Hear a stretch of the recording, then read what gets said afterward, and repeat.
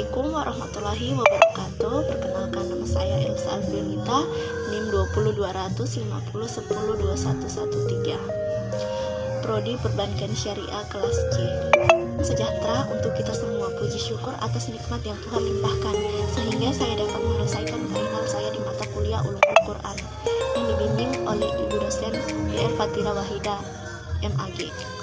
Dengan ucapan bismillah, saya memulai persentase ini yang berjudul Asbab Al-Nuzul.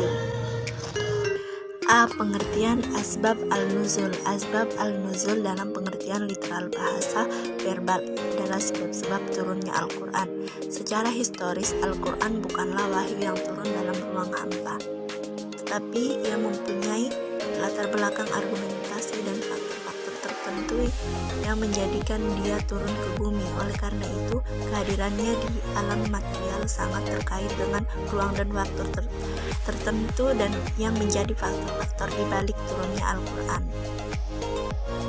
B. Manfaat mengetahui asbab al-nuzul dapat membantu dalam memahami ayat-ayat Al-Quran dan menghilangkan keraguan tentangnya.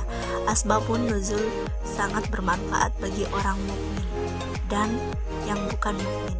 Adapun bagi yang mukmin akan semakin kuat keimanannya dan jelas baginya hikmah suatu hukum Allah Subhanahu wa Ta'ala.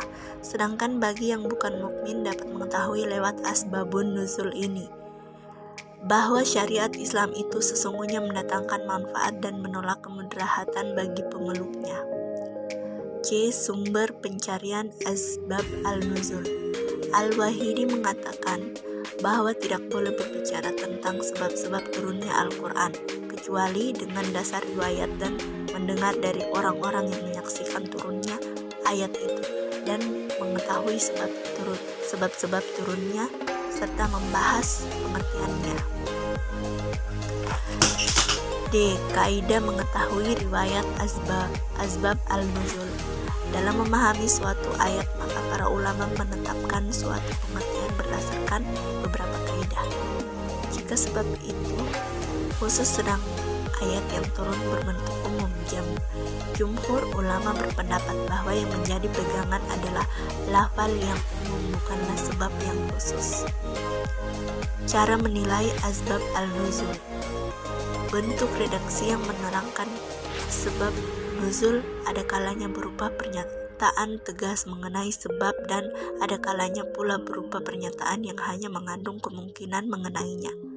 Cara menilai bentuk redaksi asbab al-nuzul yang bersumber dari riwayat yang syahih adalah berupa pernyataan tegas, ialah jika perawi mengatakan sebab nuzul ayat ini adalah begini atau menggunakan fata'aki biyah kira-kira seperti, maka yang mana menunjukkan urutan peristiwa yang dirangkaikan dengan kata turunlah ayat.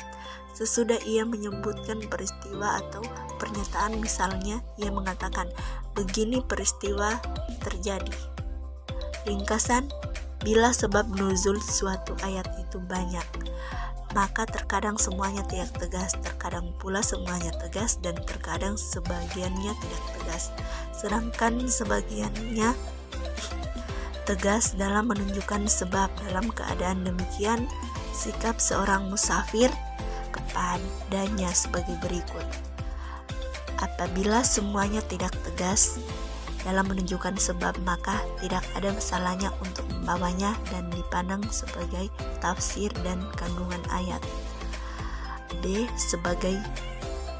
Apabila sebagian tidak tegas dan sebagian lain tegas, maka yang harus menjadi pegangan adalah yang tegas. C. Apabila semuanya tegas, maka tidak terlepas dari kemungkinan bahwa ada salah satu yang sahih atau semuanya sahih.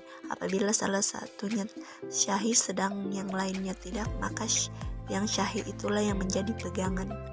D. Apabila semuanya syahih, maka dilakukan pentarjihan bila mungkin. E. Bila tidak mungkin dengan pilihan tersebut, maka dipadukan bila mungkin. F.